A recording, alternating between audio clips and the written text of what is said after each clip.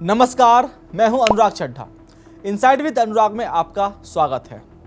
दोस्तों, आजकल जब मैं दिल्ली जाता हूं तो दिल्ली के लोग पूछते हैं कि भाई साहब दिल्ली की क्या खबर है।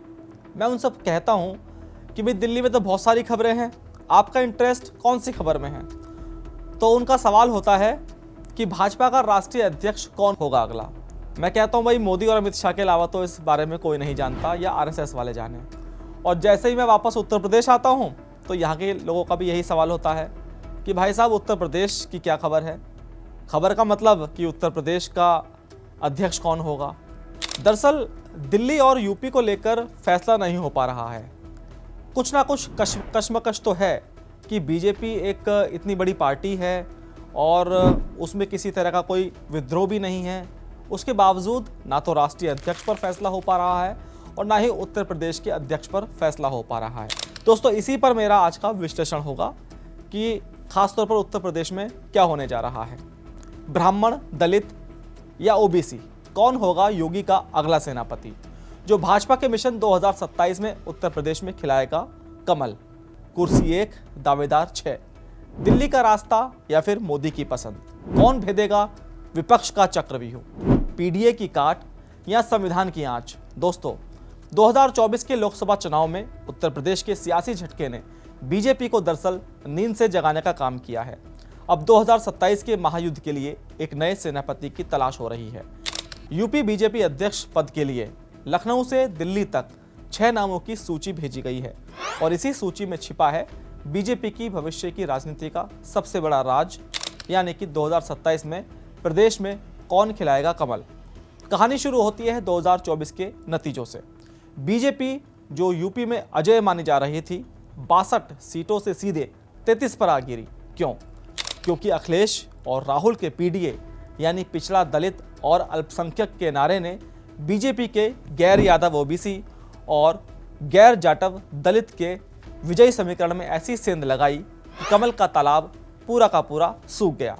ऊपर से विपक्ष का फैलाया ये डर कि बीजेपी संविधान बदल देगी, आरक्षण को खत्म कर देगी।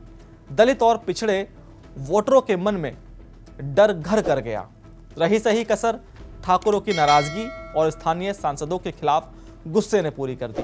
अब इसी हार के मंथन से विष नहीं बल्कि 6 नाम निकले हैं। आलाकमान को जो लिस्ट भेजी गई है वो बड़ी संतुलित है, जिसमें 2 ब्राह्मण, पूर्व डिप्टी सीएम दिनेश शर्मा और पूर्व सांसद हरीश द्विवेदी, 2 ओबीसी चेहरे, यूपी के मंत्री धर्मपाल सिंह और केंद्रीय मंत्री बीएल वर्मा, 2 दलित चेहरे, पूर्व केंद्रीय मंत्री रामशंकर कठेरिया और एमएलसी विद्यासागर सोनकर। इन्हीं 6 मोहरों में से किसी एक पर दाव खेला जाना है। तो सवाल यह है कि बीजेपी अब क्या करेगी। उसके सामने 3 रास्ते हैं और हर रास्ते के अपने नफे नुकसान हैं। चलिए इस नफे नुकसान का पूरा समीकरण मैं आपको समझाता हूँ। पहला रास्ता है ब्राह्मण अध्यक्ष बनाने का, यानी दिनेश शर्मा या हरीश द्विवेदी में से कोई एक, जिसका फायदा यह होगा कि योगी के साथ ब्राह्मण अध्यक्ष का कॉम्बिनेशन यानी अगड़ी जातियों का पावर बैलेंस अपने सबसे वफादार कोर वोटर को संदेश जाएगा कि हम तुम्हें भूले नहीं हैं। दिनेश शर्मा की साफ सुथरी छवि और आरएसएस से नज़दीकी सोने पे सुहागा होगी। दिनेश शर्मा की ताकत उनकी सर्व स्वीकार्य और गैर विवादास्पद प्रकृति है, जो पार्टी के विभिन्न गुटों को एक साथ लाने का काम करेगी। वहीं हरीश द्विवेदी भी ब्राह्मण हैं, बस्ती से पूर्व सांसद और पार्टी के राष्ट्रीय सचिव रह चुके हैं। द्विवेदी अपने साथ संसदीय और संगठनात्मक अनुभव लेकर आते हैं, लेकिन 2024 में अपनी ही सीट हारना उनके खिलाफ एक बड़ा नकारात्मक बिंदु है।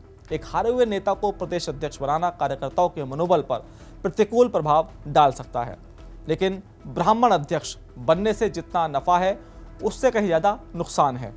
जिस पीडीए ने भाजपा को 2024 में पटकनी दी, भाजपा उसी को एक और हथियार थमा देगी। विपक्ष ढोल पीट पीट कर कहेगा कि देखा, ये तो अगड़ों की पार्टी है। ये 2024 की बीमारी का इलाज नहीं बल्कि अपने पुराने किले को बचाने की एक और सेफ कोशिश होगी। दूसरा रास्ता है सबसे आक्रामक, लोहे को लोहे से काटना। धर्मपाल सिंह या बीएल वर्मा को अध्यक्ष बनाकर विपक्ष के पीडीए नैरेटिव पर सीधा ब्रह्मास्त्र चलाना। ये ऐलान होगा कि पिछड़ों के सबसे बड़े हितैषी हम हैं, तुम नहीं। बीएल वर्मा जैसे नेता जिनका संगठन पर कंट्रोल है, आरएसएस का आशीर्वाद है, और लोध जैसी बड़ी ओबीसी जाति से आते हैं, वो इस भूमिका में फिट बैठते हैं। ये कदम दिखाएगा कि बीजेपी ने हार से सबक लिया है। वही धर्मपाल सिंह की ताकत एक मजबूत ओबीसी जाति का प्रतिनिधित्व करना है, लेकिन उनकी अपील मुख्य रूप से रोहेलखंड क्षेत्र तक सीमित मानी जाती है। और यह एक सवाल है कि क्या पूरे उत्तर प्रदेश में गैर यादव ओबीसी को एकजुट कर पाएंगे। इस दाव का एक भी साइड इफेक्ट है। जैसे ही भाजपा ओबीसी को कमान देगी, पार्टी की ब्राह्मण ठाकुर लॉबी को लगेगा कि उनका प्रभाव कम हो रहा है, मानो घर के बड़े बेटे को छोड़कर मझले बेटे को जायदाद का वारिस बना दिया गया हो।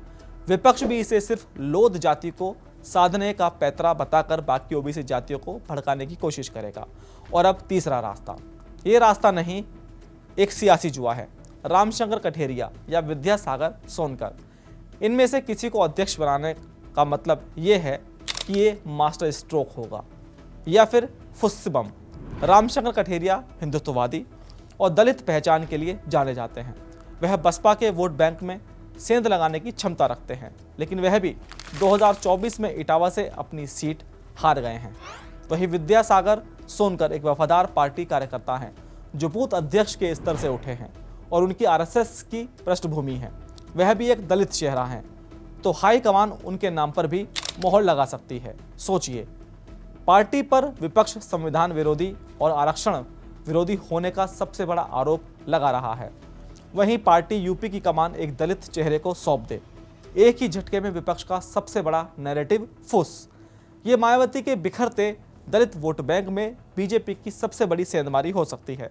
कठेरिया जैसे नेता जो आक्रामक, हिंदुत्व और दलित पहचान का मिश्रण है, वो एक नया समीकरण बना सकते हैं। लेकिन यह कदम सुनने में जितना आसान लगता है, उतना ही जोखिम भरा भी है। ये वो दाव है जो या तो भाजपा को बादशाह बनाएगा या फिर सीधे उसे सियासी बनवास पर भेज देगा। भाजपा के सबसे पक्के वोटर यानी ब्राह्मण और ठाकुर इसे अपनी घोर उपेक्षा मान सकते हैं। उन्हें लग सकता है कि सत्ता के लिए पार्टी ने अपनी आत्मा ही बेच दी और संख्या में सबसे बड़े ओबीसी वर्ग को भी ये अनदेखी चुभ सकती है।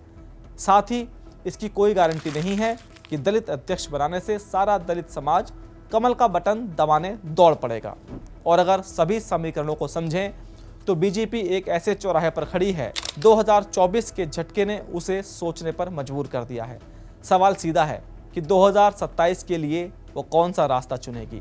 क्या वो ब्राह्मण अध्यक्ष बनाकर अपने पुराने किले को कमजोर या सुरक्षित रास्ता चुनेगी, या फिर ओबीसी अध्यक्ष बनाकर 2024 की हार का बदला लेने के लिए जवाबी हमला करेगी, या दलित अध्यक्ष बनाकर एक ऐसा क्रांतिकारी जुआ खेलेगी जो या तो सब कुछ बना देगा या फिर सब कुछ मिटा देगा। रणनीति के तराजू पर तौलें तो ओबीसी चेहरा सबसे तार्किक और असरदार दाव लगता है। ये सीधे सीधे उस जख्म पर मरहम है जो 2024 में लगा है। लेकिन राजनीति सिर्फ तर्क से नहीं, साहस और जोखिम से भी चलती है। केवल अध्यक्ष बदलना ही काफी नहीं होगा। पार्टी को राजपूत और ब्राह्मण समुदायों के प्रमुख नेताओं को संगठन में महासचिव जैसे महत्वपूर्ण पद देकर एक संतुलित सामाजिक संदेश देना चाहिए। इसके अतिरिक्त पार्टी को बेरोजगारी, महंगाई और पेपर लीक जैसे मुद्दे पर एक विश्वसनीय और सकारात्मक नैरेटिव विकसित करने पर तत्काल ध्यान केंद्रित करना चाहिए, क्योंकि 2024 ने साबित कर दिया है कि केवल भावनात्मक मुद्दे चुनाव जिताने के लिए पर्याप्त नहीं है। दोस्तों, यूपी प्रदेश अध्यक्ष को लेकर मेरा विश्लेषण आपको कैसा लगा, कमेंट बॉक्स में जरूर लिखकर बताइएगा। साथ ही साथ मेरे चैनल को सब्सक्राइब करना ना भूलिएगा। फिर आपसे मुलाकात होगी किसी दूसरी खबर के साथ। नमस्कार।